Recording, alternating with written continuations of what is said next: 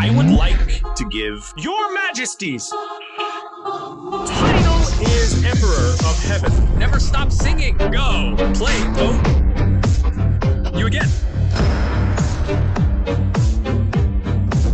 Born with a noble birth and noble birth. At the age of 18, he joined his father. In every battle, he always led the charge. Into the enemy, he was shot by arrows. He would fight again. Even blood flowed, and fought again until he beheaded the enemy to the double blade. He finally won the victory on the Sea of Blood. He relied on his 3-foot ding-tong sword, and his horse, Saluzi, and a giant juke bow on waist, and a song of Kinwang Po Jingyu. He prolonged the Tang Dynasty's life for 30 years, leading the way and opening up.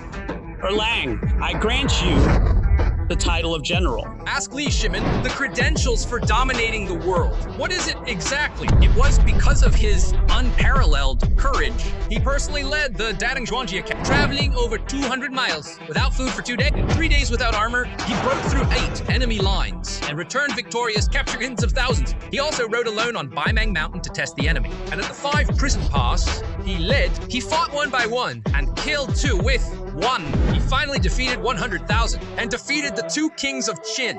He held a sword to claim the throne.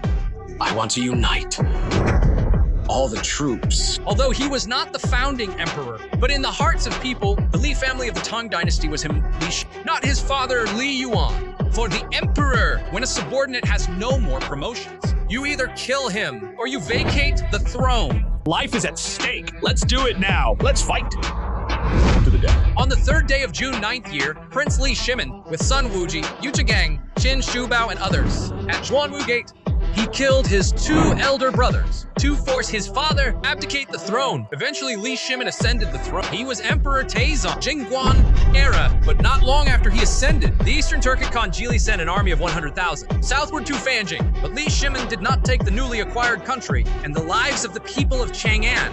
Instead, he personally led 6 riders to fight.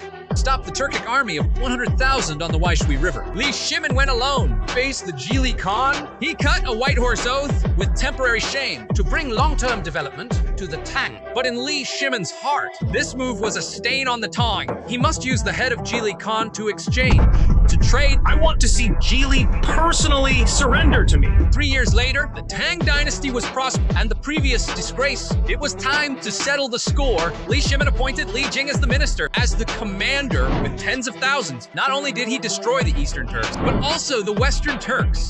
And the Zhuyan Tuo were judged and destroyed. As for the other Funbang were already terrified. They offered Li Shimin the title they thought was the most powerful title. The Khan of Heaven and all nations came to court. Here is Li Shimin, King of Tang.